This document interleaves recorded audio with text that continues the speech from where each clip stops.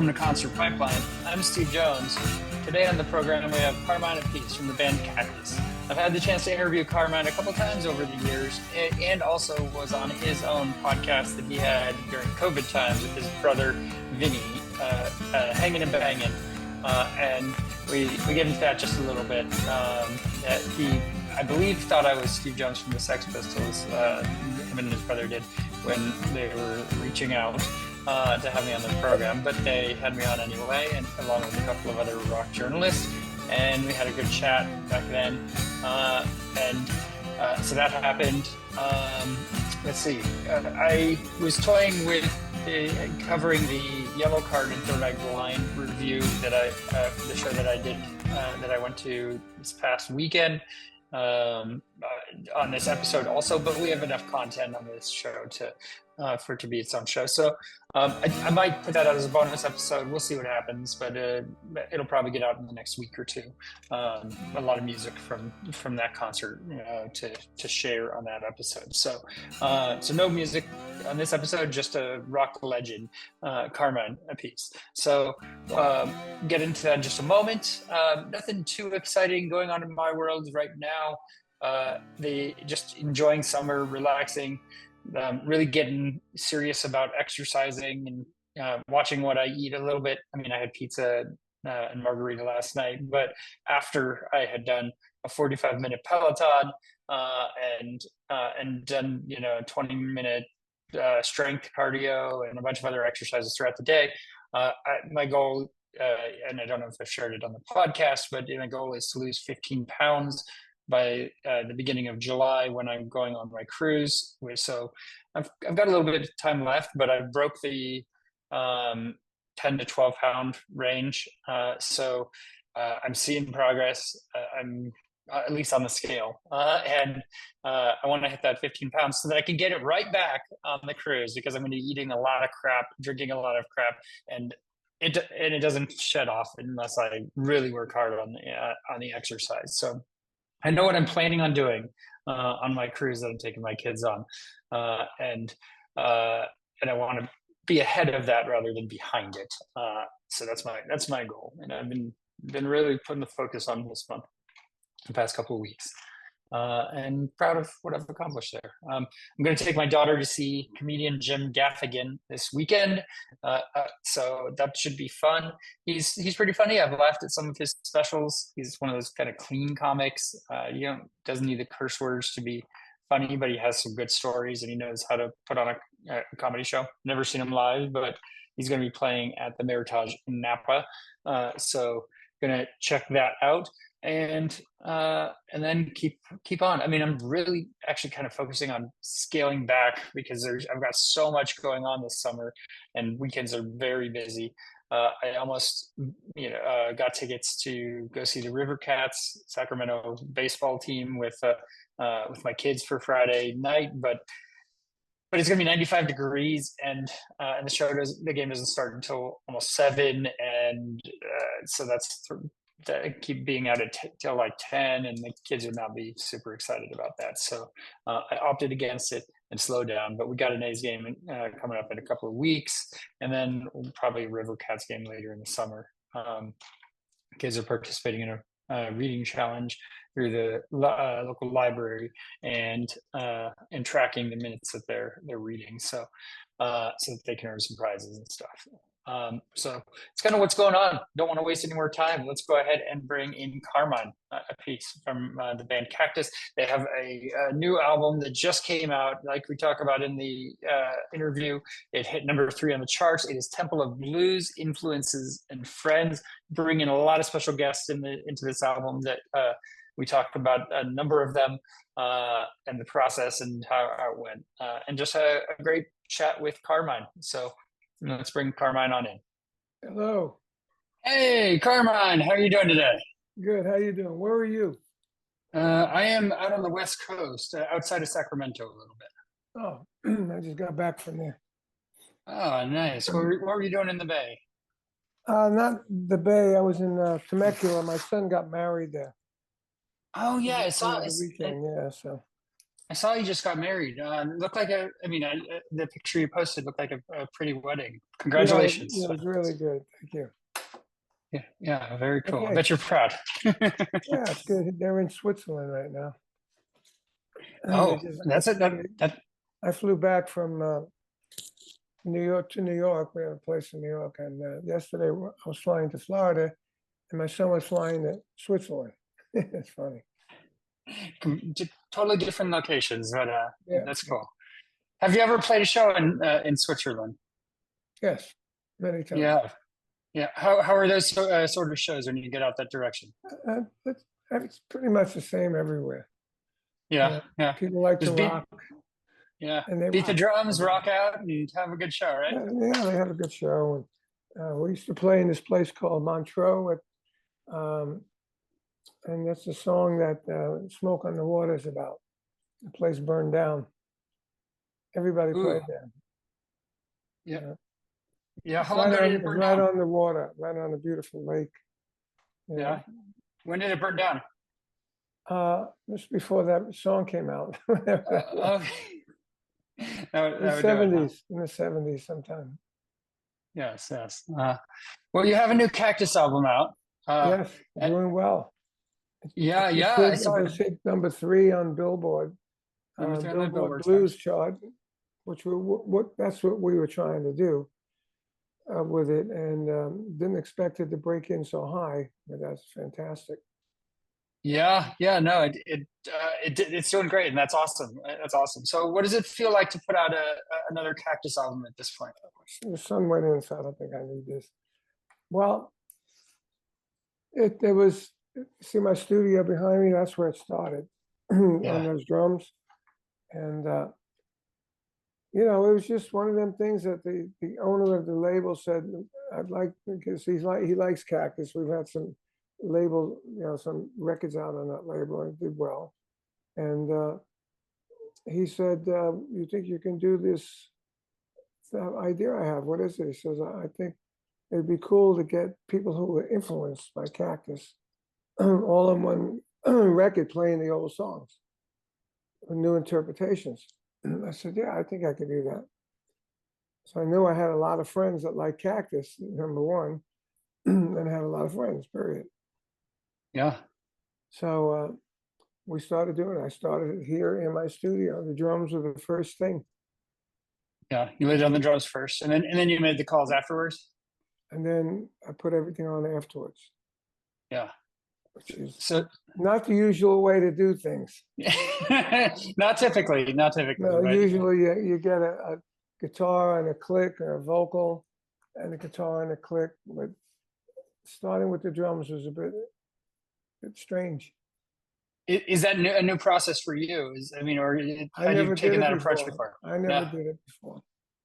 I mean, yeah, I had put down drum tracks, and my partner, Fernando Perdomo, when we did some of the instrumental albums, when I'd send him a drum track and he would write to the drum track. But I never did the drum track first with nothing else. yeah. What inspired you to kind of start with the drums? It just kind of came to you, and It you're like, was okay, the this is easiest way, yeah, Otherwise, I had to get the singer of the band at the time to play guitar and sing and put it on the click and then send it to me. So I thought it'd be easier to kind of start with the drums because I knew the songs. I knew all the songs, where the singer didn't know all the songs anyway. he's a You little know, bit younger. yeah, he was 36 years old. But what I ended up doing, I did the first 2 songs with nothing, just a click, thinking about the songs and playing. But I found that a bit troublesome because, today what you can do, you can get in the studio and you put down a whole track and then you say, well, I don't like the verse. You can punch in the verse, just like guitars and basses and singers have been doing for years. I've been doing it since 1982. And the only problem was, since there was no vocal and no guitar, nothing to go by, I said, well, I want to find that first verse or second verse. All I hear was drums, and I had to play it from the beginning and notate my numbers, where the verse was, where the bridge was, where the solo was. I said, wow, that's a bit of a pain. There's got to be a better Yeah. way to do this. So I did that in the first two songs. And then what I did was on the next song, which was Evil, I put the click down and I actually sang the song. So in other words, I went bam, bam, three drum fill. Drum fill, bam, bam, diddle. And then I said, here, verse, long way from home, and I kept the whole song like that from beginning to end.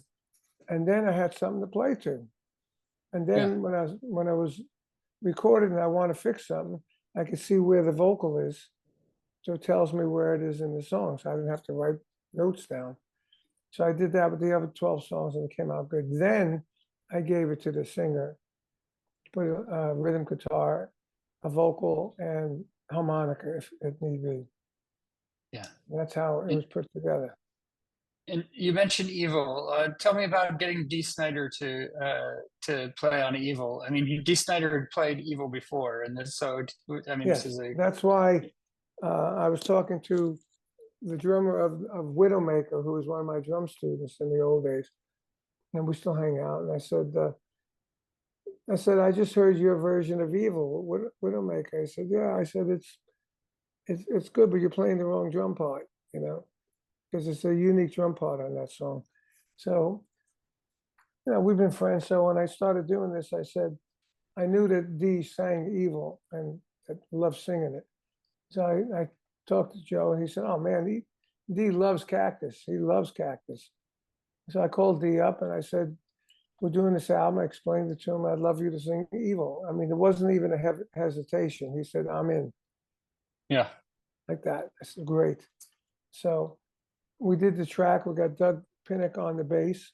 So we took the track that I made with the vocal and stuff. I gave it to Doug. He put the bass on it. Okay. And then I gave it to Jim McCarty, our old lead guitar player, for Cactus, the old guitar player. Yeah. He put the rhythm in the lead. And then I gave it to Dee. So when I gave it to Dee, Jim McCarty said, oh, dude, that guy from Twisted Sister, Jim is a very old school guy, Twisted Sister wasn't his favorite band, I said, yeah. I said, I think he'll sing it great. So when we did it, I showed it to Jim. I said, what do you think? He goes, that's great. Who's the singer? I said, it's the guy from Twisted Sister. I said, he sounds like Rusty, right? He goes, he does. So that's how that happened. Yeah. Same thing with the video. And I called Dee. I said, we're going to do a video. I'd love you to be in it. I'm in. Same Just thing did with it. Doug. Yeah. Doug too. Doug and Ty from King's X, they're big Cactus fans. When I toured with them in the '89, I went on their bus and they were playing Cactus on the bus. Yeah. I said, oh, these guys are Cactus fans. That's awesome. And how is it working with Jim again? It was all right. He wasn't on the road, so it's easy. When you get him on the road, it's difficult because he has to sleep. He goes to bed at 6 a.m. and wakes up at 3. Those are on the road hours, Yeah. At 3, you're getting a sound check. Yeah.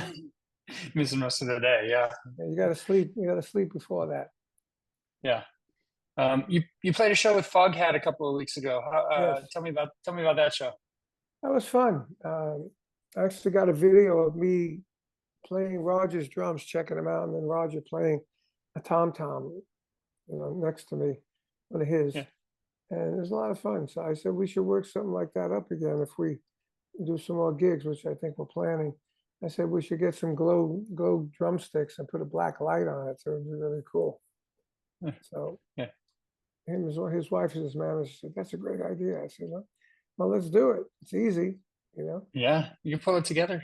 Have you done any of those rock cruises? Like, have you done any of the rock cruises? Like a bunch of bands playing? Yeah, we just did one beginning of May. For health reasons, I don't do cruises out in the water, but I did play on the boat when it was docked with Vanilla Fudge. And then I have a guy that goes out and does one show with them on the cruise. Yeah. When you the ones I did, I liked. The ones I did like. Yeah, just not able to do them. Yeah. So tell me about balancing like the different projects you have. Okay, do you kind of say, okay, it's time for a Cactus album, it's time for a Vanilla Fudge album, No, like we no, got I to try, don't. I don't say it's time for anything. Just things happen. let it happen naturally. Yeah, Like when he approached me about this album, I wasn't planning to do any Cactus album at all. yeah, But when he approached me with the idea, I said, "Well, it's a good idea. And give me a budget. Let's do it." You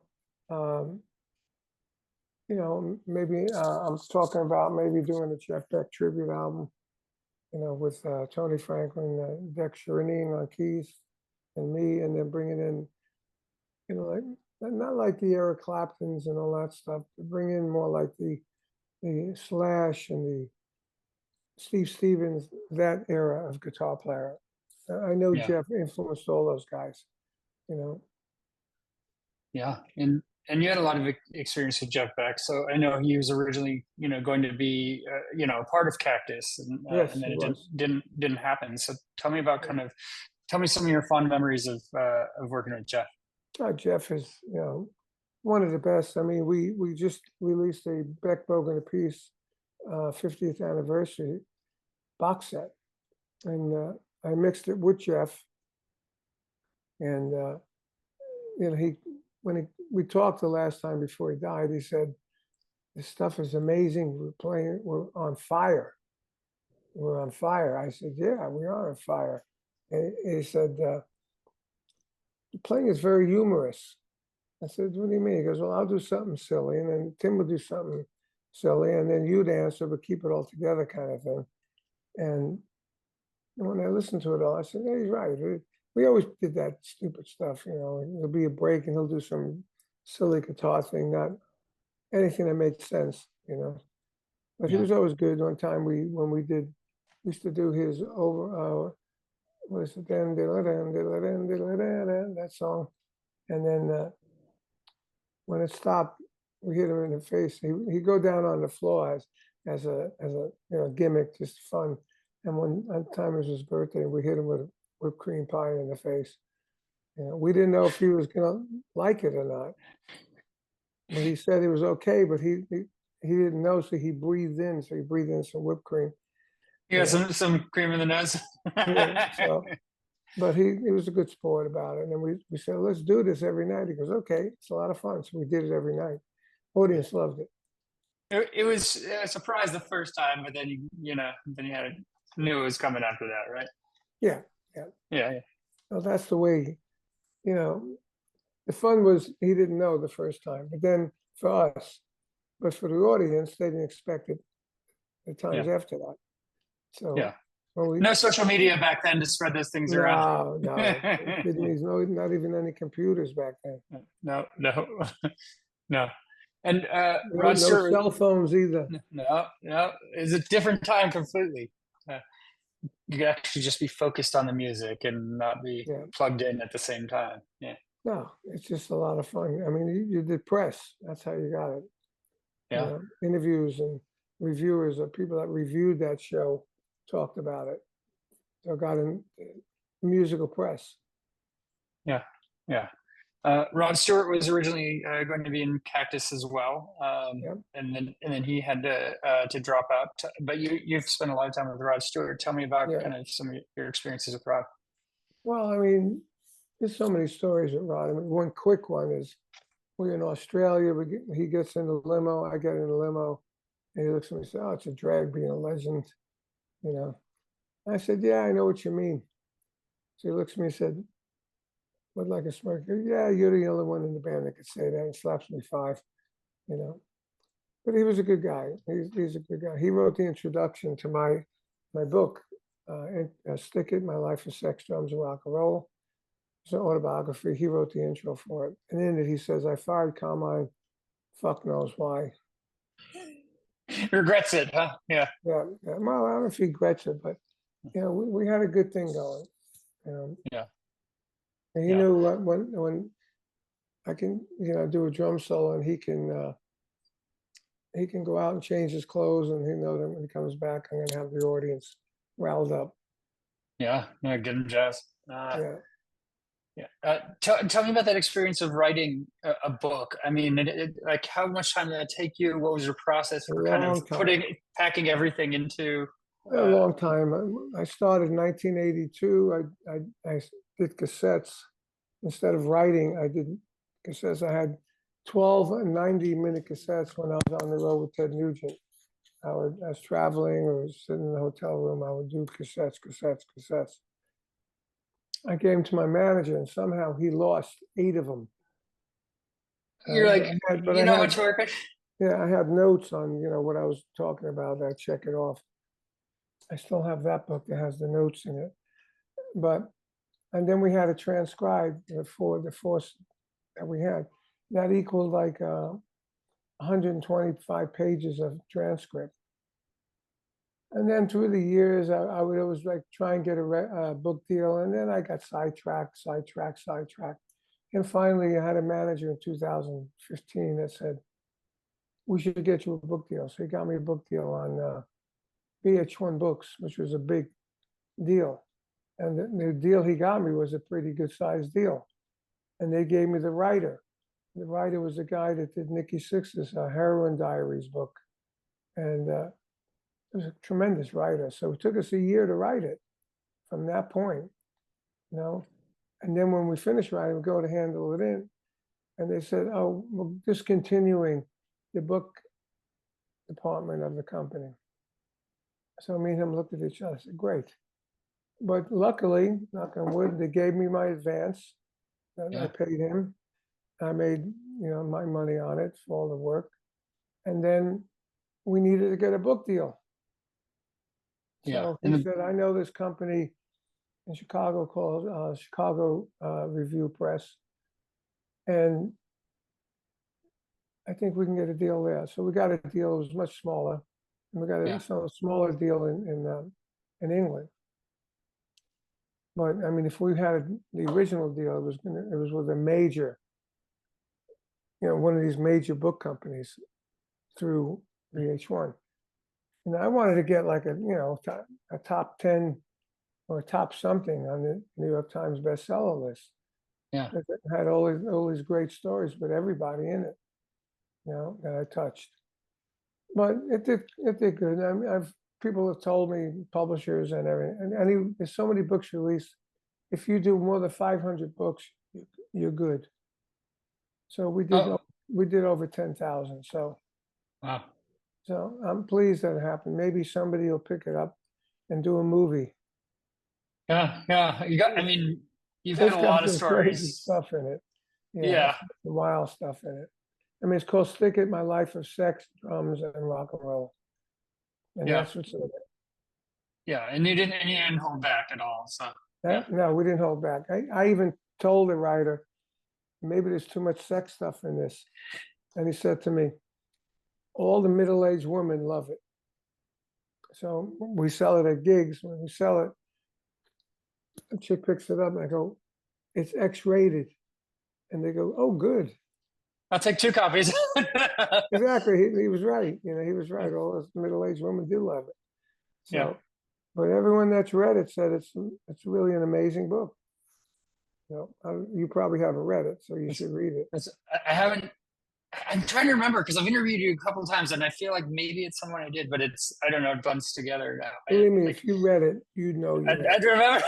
I remember hearing about it. I need to go check it out. So yeah, I'm telling you, if you read it, you'll know you read it because there's, the true mud shark. The story of the mud shark. Yeah, I don't remember that. So okay, I'll have to check it out. Okay, the mud shark is something that happened with Vanilla Fudge and Led Zeppelin back in the late 60s. Yeah. It involves a groupie, it involves a mud shark. And we told the story to Frank Zappa. He put it on his Zappa live at the Fillmore. It was a whole thing. And on MTV and VH1, they always had the most shocking moments of rock and roll. It was always number 2. Really? Oh, that's. You're showing your age now. Yeah, I know, right? Yeah, I mean, no, if you're a journalist, if you're a rock and roll journalist, you should know that story. I should know it, and I need to check it out. And I love memoirs too. Like I love. I mean, because everybody's. I mean, it's the reason I'm doing the podcast. Really, I mean, everybody's got a story, and Yeah, it's I got a million of them. yeah. Because I You got a wasn't in lot. one band. Yeah, So you I got stories yeah throughout all the bands. yeah. Is there And stuff that didn't? good. Uh, is there stuff that didn't make it in that book that you're like, okay, I'd do I this don't again. know. I got another. You got another Maybe, book in you? Yeah, maybe, yeah, but you know what? If you don't get on a major deal, it ain't worth doing. yeah, You know, I mean, I got story. I got a lot more stories, but we cut some yeah. out. I can put those in. But again, if you don't have a major, first of all, people don't read books much anymore. Yeah.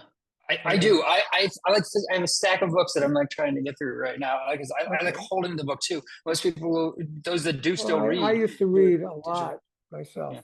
On the planes, Yeah. airport, I read a lot. But ever since like the Netflix and all that stuff came out, I Yeah. watch a lot of that stuff instead, Yeah. documentaries and you know, or maybe It's somebody easier. It's entertaining. documentary. I mean, my life was crazy. It was an interesting life. I'm still here doing it, and Yeah. you know, it would be And good. you have time for Stranger Things. So Yeah, yeah. yeah, Yeah. You're a fan of Stranger Things. yeah. Running up that hill. Your Oh, version of it I was knew you were going to bring that up. yeah. You knew I was going to get there after I said. Yeah, yeah. When you said Stranger Things, I said, what is that leading to? And I'm Where are thinking we about going? Where are we song. going here? It's Yeah, I'm all got a thinking of that segue. song. Yeah. Yeah, running up that hill. Your version with Perdomo was, I mean, I dig it. Like it's awesome, and I can't wait to share with my son who just finished Stranger Things last week.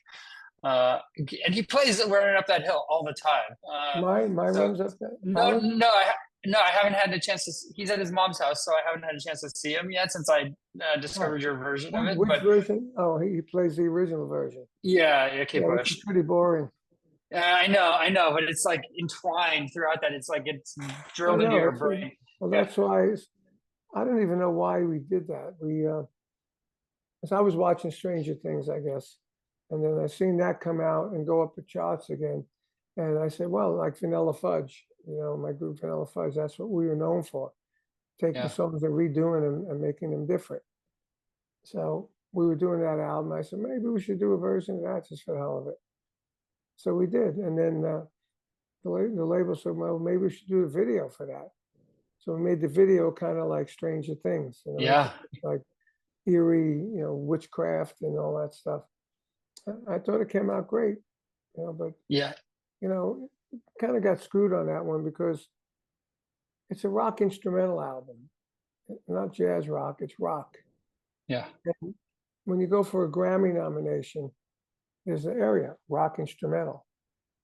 They put us in the AOR rock, which we're there with Taylor Swift. You're gonna get demolished. Yeah, exactly. There's no chance. Yeah, We yeah, really ditched that. I said, we're a rock instrumental. We're not AOR, regular rock album. yeah, There's not one vocal on here.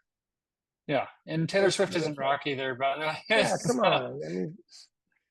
I mean, musically, instrumentally, we're probably a lot better than that in her album anyway. yeah, Some yeah, great guests on there, Billy Sheehan, Derek Sherinian, and Bumblefoot, really, it's really a good album. I don't know if you heard the whole album, but the whole record is really good. yeah. I don't think I heard the whole album, but No, of I heard course, the you song. haven't read the book either. Come on. I need to get on it. I know.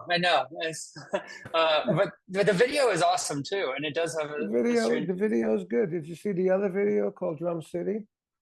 I don't think I saw that one either. Got to So see that. get on it. Yeah. Really, really cool. That's one of the tracks I gave to Fernando, just the drums, and he wrote the thing. Now I do artwork, which I don't know if you can see this. Can you see this artwork over there?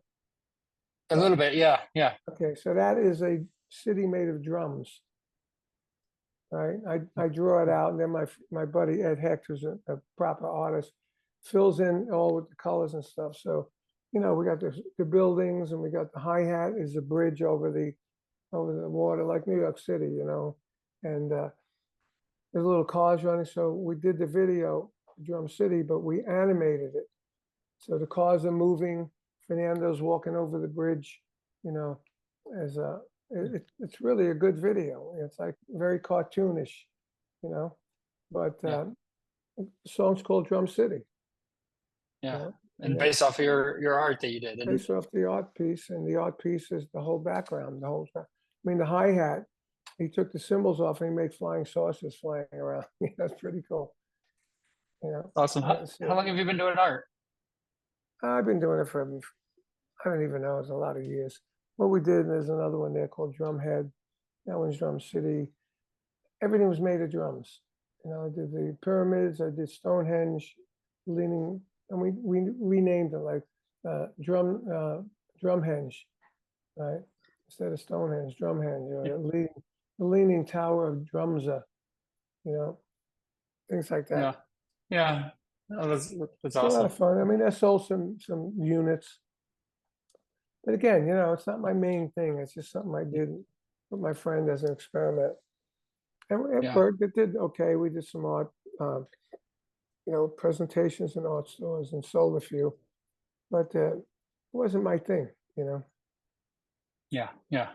Yeah. Your other thing. So. But if you look at that video, it's really colorful. It's beautiful. You know, I'm playing drums. You know, when you put green on, I had an X, a triangle, and an X on my chest in green, right? So whatever the background was, it was on my Yeah. chest too. Oh, nice. Really cool. Huh? I'm thinking of doing another video that has all green on the hands, right? Yeah. And then they just disappear Playing into the the background. guitar and playing the guitar. So all you see are the fingers Yeah. on the Oh, guitar neck. that'd be cool. That'd be really cool. Yeah. I want to talk to you about Ozzy for a minute. He's talking about doing his last couple shows and trying to get there and everything. But what are some of your memories of working with Ozzy? With Ozzy, really good. With his wife, no good. Yeah, I know she I mean, fired you. And, we had good times, you know, on stage. Motley Crue was opening up for us. I remember, you know, saying to him, "Let's go kick ass, Oz. Let's go kick ass." And he's like, "Oh, I'm bloody knackered." You know, I mean, she's tired. And she has me running around doing press. I says, "Me too. I was doing master class. I did press. But Motley Crue's going to blow us off. We got to kick some ass, you know." But you know, she kept him separated all the time from the band. You know, like there was no groupies. There's no women backstage. Motley Crue used to draw all over the place a limp penis. It says the No Fun Tour.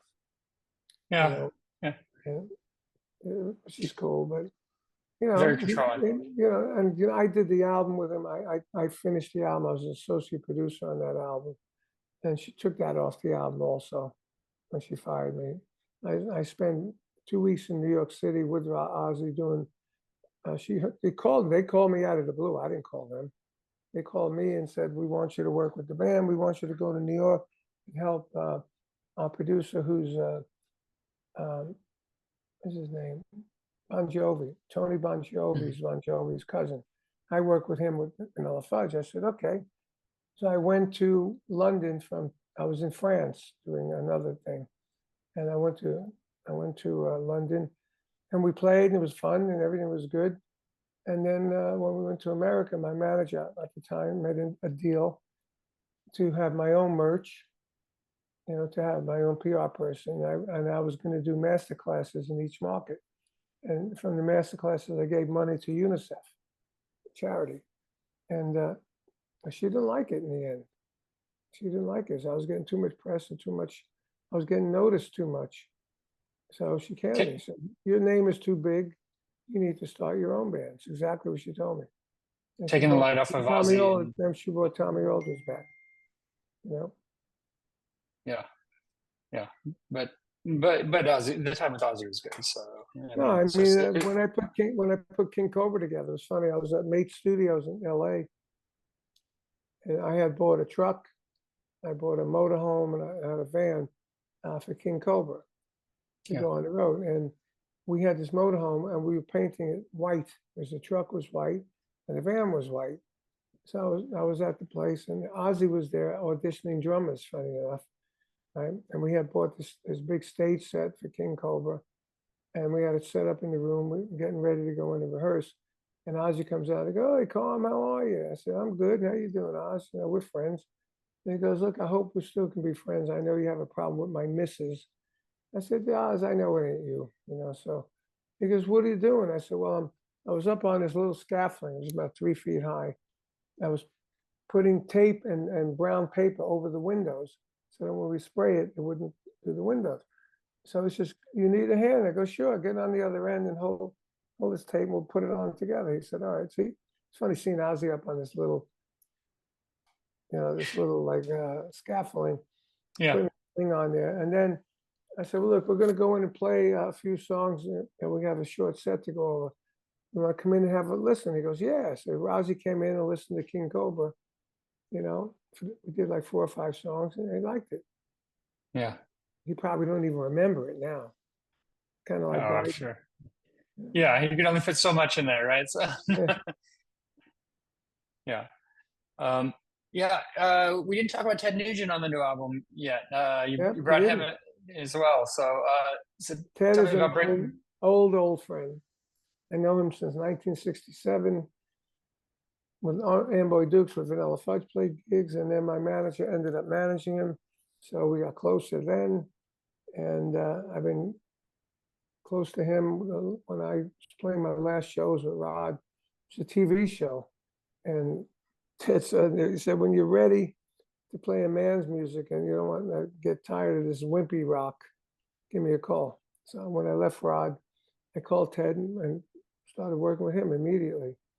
And we went out on tour. We did an album and got closer to him then. And we've been friends, really close ever since. He played on my Guitar Zeus records I did. Probably never heard of them either, right? Yeah, I didn't, but I do know I did interview Ted 20 years ago or something, Oh, and yeah, yeah. he was one of the most amazing interviews I've had. Unbelievable. Just You didn't his way talk. with words. His way with words. No, You no, I did. didn't. I You didn't didn't even need talk to be much. there. No, I didn't need to be Got there. to But ask one question, and that was it.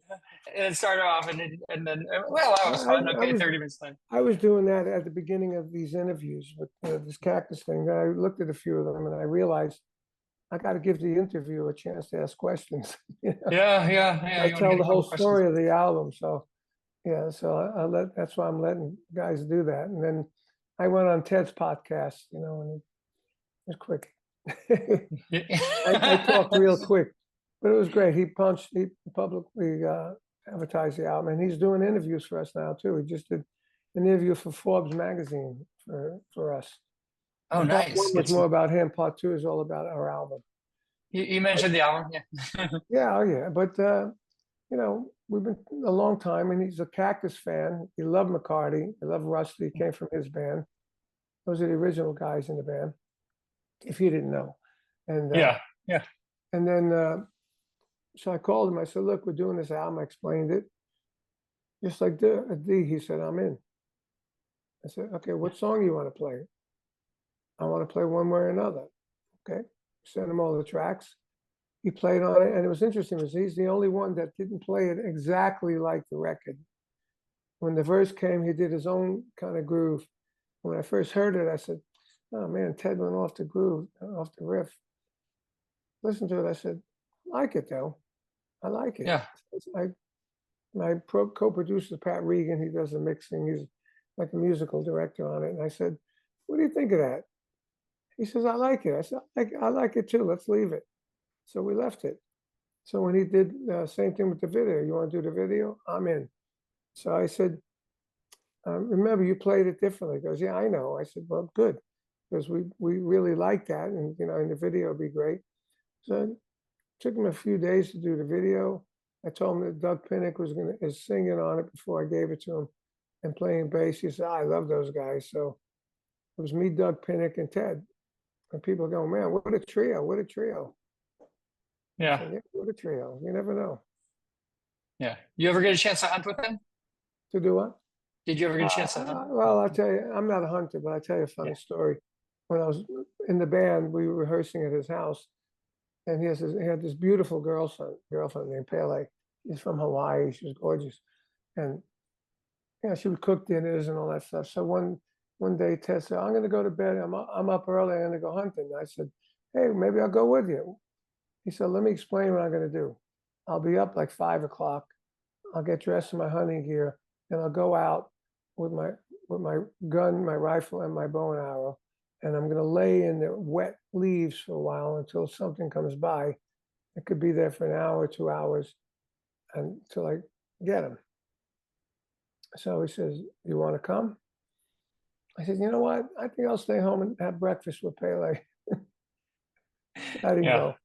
But then dinner that night, I'm having a burger, and it looked like it was well done, and it tastes different, you know. And I said, "What's the deal with the burger? It tastes different." I looked at his burger. He goes, "Oh, that's buffalo meat.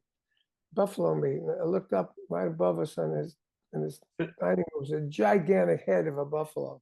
Yeah. Yeah. I said, "That one?" He goes, "No, this is fresh." I couldn't eat it. Couldn't do it after that. I couldn't do it.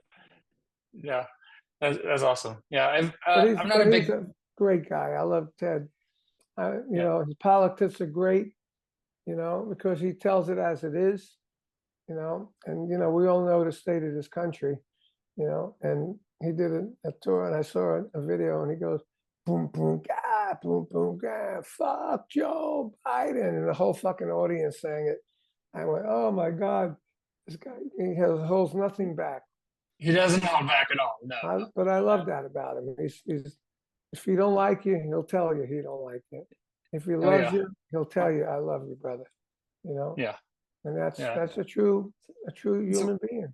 You a know, way to live life and not, yeah, man. not be fake. Yeah. Yeah. Beautiful guy.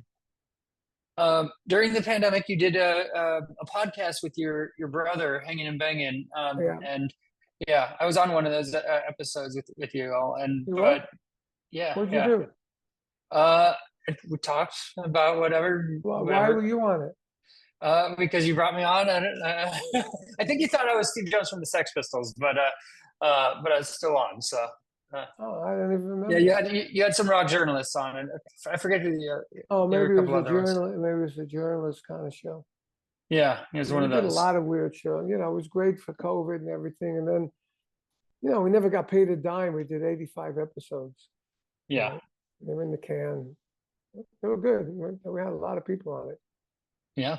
But did you find that it was a way for you to kind of get to talk to old friends and that sort of thing, and Yeah, it was in kind of a a long form? way to keep your face in people's faces, Yeah, because you know the COVID, you couldn't play, you couldn't do anything. So this guy who came up with the idea, he put it all together, and then we got the host. Ron was a great host. Still real mhm. friends with him, and it was good. And sometimes Vinny couldn't make it, and me and Ron would do it. But it was a lot of fun. But you know, it's like, okay, 85 episodes. Can we get paid something for this? Can you sell these things to somebody? You know, they never do nothing with it. So we said, well, you know, it's fun while it lasted. Let's move on. Yeah, and that's something else, or you can, yeah, Yeah, get paid for it and make your money back yeah, to making music and and then everything. Yeah, we started, you know, playing again, yeah, recording and playing and doing everything. So back to the normal rock star shit, you know. yeah, yeah. Do you get to play drums with your brother very often? Not lately. We used to go out and do shows, drum wars, which we did a lot of shows. Went all over Europe. We did all over America. We went to Mexico. You know, we did a lot of shows together, promoting our album, which was called Appice, you know, Hmm. Sinister album, and it did great. It did great. But then we did more shows after that. Then he started doing Last in Line. I started doing, you know, my stuff, more King Cobra, more Cactus.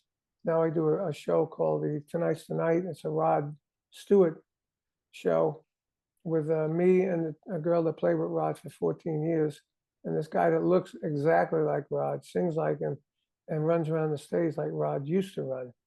And we do theaters all over the country.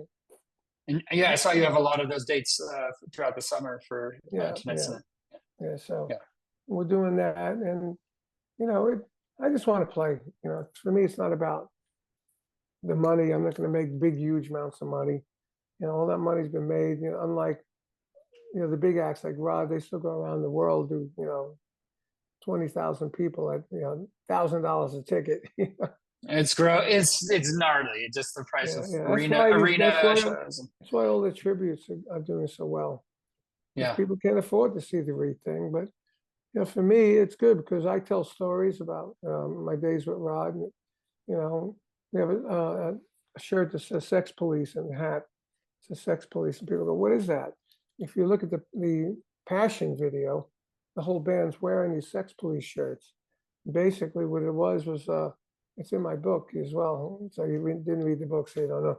I will read your book. I'm telling you now. pushing you, dude. You got to read it now. I'm going to. Next time I talk to you, you're going to have to know all this stuff. I'm going to test you. It'll be mostly about your book next time. It's going to be a test.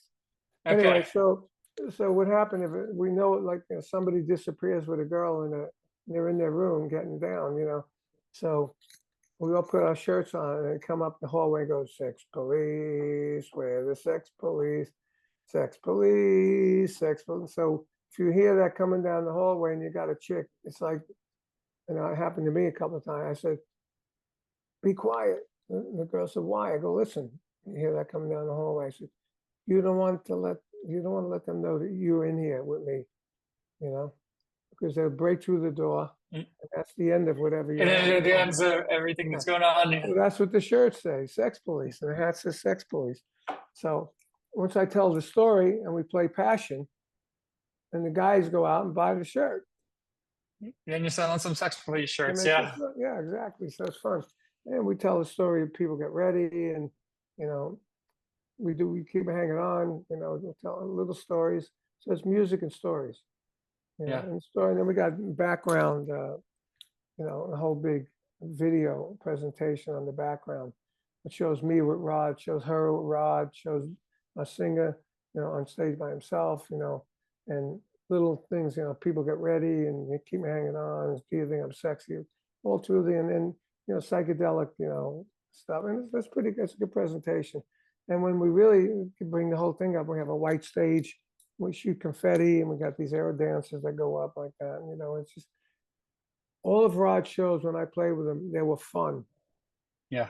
They were fun shows, just like his shows now are fun. But now it's like a Vegas show for him. Yeah. It's cool. He's 79. He's had some health issues, and hey, God bless him. He's still out there doing it. And that's why I started doing this, because I went to a show of his in Florida. Like 12 songs, and 8 of them were the ones I was doing. I was involved in. I co-wrote a couple. I played on like Hot Legs. Everybody thought I wrote Hot Legs because the drums are so apparent. No, I didn't. Yeah. Really, it was a band song. He took the credit with somebody else. But it was his band, But like we do Hot Legs, Young Turks, Passion, You're in My Heart.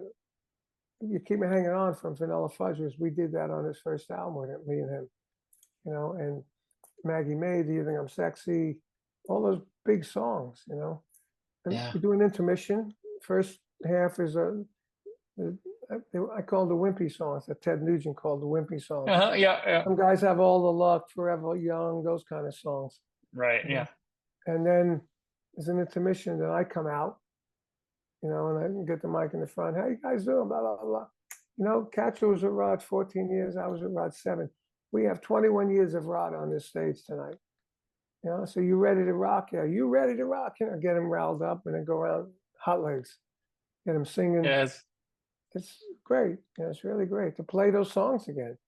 The other night when I played them, I said, I feel like I'm back with Rod. It was a sold out audience. Now, it wasn't arenas, but it's theaters. And this guy's prancing all over the stage, singing like Rod, all the movements, the clothes, everything. His hair from the back looks just like Rod. It just took you back there. I felt like I was back on the stage with Rod. That's why we call it a true Rod Stewart experience, because it is. That's so cool and affordable, where it's not going to be the fun. only concert you can go to. $75 tickets in the front. And now I'm trying to figure out the merchandise for this kind of show, because it's not the same as like a Cactus or a Vanilla Fudge show. It's a black shirt with some, this is like older women. You got to get like maybe a pastel shirt with You're in My Heart design. Every shirt has a different song. Yeah.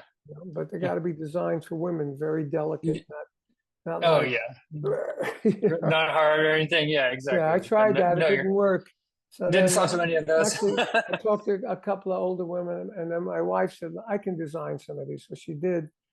So on this next show, we're gonna experiment and see if it works. You know? So Yeah. Yeah. if it Well, works, then we got it. Then we got it. You know. then your wife has a job too. So Yeah, and you know what else? It's you can sell them to the grandkids. You Yeah. know, like Forever Young, a shirt that says Forever Mhm. Young, a shirt that says You're in My Heart, from the grandparents. You know, Yeah. Yeah. it's a whole different thing. That's that's that's awesome. But it's fun. Uh, It's fun. I like all that y- stuff. yeah. Are you writing for any other projects right now, or? Um, we're actually doing a project for the Cleopatra label. It's not writing, but it's recreating an artist that passed away, and they got the AI vocal. And the Mm. AI vocal of it is Jimi Hendrix Purple Haze, and they're not known for that kind of thing. So they wanted that artist's name. I can't talk about the name, but that artist's name with Cactus backing them up. Oh, okay. So I already did the track over here. I produced it all, did it all. So Yeah. if it works, we're going to do more of that kind of stuff, which I think is good. Some people like Robert Plant and Jimmy Page, they're against it, you know, because they were going to do something like that with Stevie Marriott, and they were all against it. But I think if you got the family is okay with it, why not keep the legend going? Yeah. Yeah. You know, I mean, Kiss is going to get avatars, For you sure. know, Yeah. so what's the difference? Yeah. That's cool. As long as you Um, got the okay from the family, you want to have their there's- blessing. Yeah. yeah, and you're not, you know, just taking somebody's vocal and doing it, and then the family sues you. You know? Yeah. You don't want to be in Yeah, those as long as you got situations. the okay, I'm fine with it. I think it's creative. So this is the first one that this label has done like that. Yeah. They got another person they want to do too, but I'm too busy with this now. I'm doing gigs and too busy with this right now. Once this tapers off, you know, and all the interview, I mean, I do 4 or 5 interviews a day now. It's crazy. Keeping you Right. busy. Yeah. Exactly. Yeah, I got another one in 10 minutes, so we got to hurry up. We're about done. Last question I'll have for you is different Jimmy, actually. Jimi Hendrix, you recorded at Electric Lady Yeah, Studios, yeah, and right across from Jimmy while I was there. And yeah. tell me about that experience, like Well, what you you know, remember. Jimmy was a friend of ours. I knew Jimmy before he was Jimi Hendrix. He was Jimmy James. You know, playing in the clubs. We played the clubs. You know, so for me, it was no big deal. Yeah, You know, it was like a friend of mine. You know, yeah, and we did a lot. Our first gig with Cactus was with Jimi Hendrix. McCarty was good friends with him as well. So we knew him a lot. We toured with Vanilla Fudge with Jimi Hendrix a lot. So, you know, he was in the other studio recording. There's nothing to yeah, really say, you yeah. know, there's He nothing to was say. He was there recording, you know. yeah, We were there recording with Cactus, and he was in it. You know, we were in Studio A, he was in Studio B. Sometimes he was Studio A and we were Studio B. But he did get ripped off, I understand, by his manager for that whole studio. So right, yeah. Well, new album, Temple of Blues, Influences and Friends. You got a lot of friends on this album. yeah, It's doing and a lot of really friends bought well. it. We're #3 in Billboard Blues Yeah, album. That's it- awesome. We yeah, wanted to be on the charts, but I didn't expect to bounce in at #3. I thought it'd be it's like number 20 and then gradually move up. And man, right in. hit it. Yeah, Awesome. exactly. Awesome. You pulled out some great names. I mean, you Yep. formed the album really well. It's a solid album, And the a cover lot to is be proud of. awesome. It is too. Yeah, and I know you were shopping online to see, okay, what should we do for this album cover? But it Well, came I together said really I well. want to be like Sergeant Pepper. Yeah, And yeah. then the guy made it exactly like Sergeant Pepper. It kind of it has that feel. Yeah, Yeah, yeah. he had the outfits on. I said, no, not those outfits. I said, Not just that everybody not that close. normal Just in there, you know. put Yeah. everybody on there. We That's got on the album. even the owner of the company, the second owner, vice president, a producer, my manager, everybody's on there. You know, Everybody's on there. anyone that had to do with making this album what it is. You know, Yeah, it's good. And it wasn't planned. Everything happened in steps. You know, yeah, we finished the album. I said, I noticed Foghat was #1 in blues on Billboard. I said, you know what? They could be #1. We could be #1. Let's market it as a blues record. It is blues rock. It's always been blues rock. yeah, yeah. Blues are certain changes, 1, 4, 5 changes in music. I So we're always been that. Why can't we? So I'm talking to the owner. He goes, "That's great. Let's call it Temple of Blues." I go, "Great." The Temple of Blues influenced the friends together. He goes, "Great. Well, let's change the artwork to a temple." It all Yeah. happened in one conversation. Yeah, And just that changed the whole thing for the album. We wouldn't have been on any charts if we didn't do that. that album cover did a lot. Yeah, And then but the album cover changed it to a temple. I mean, it's all the artwork on the LP and the CD is all temple oriented. Fantastic. yeah, the music's great. So The music's great. Music holds up to everything. So that's the main thing. yeah. Okay. Cool, Well, dude. thank you. Yeah, I'll thank you, talk to you Carmine. next, huh? I got a book to read, so Read the book and then let John know you read the book, and I want to question you. Okay, Okay, sounds dude. good. Take You have a care. good one. Okay, Bye-bye. later, Carmine. That was my interview with Carmine Appice from the band Cactus here on Concert Pipeline, and that takes us to the final segment on the program, the music news.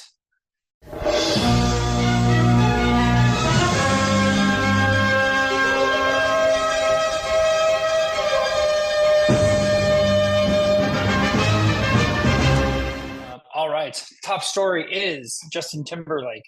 He was arrested for driving while intoxicated.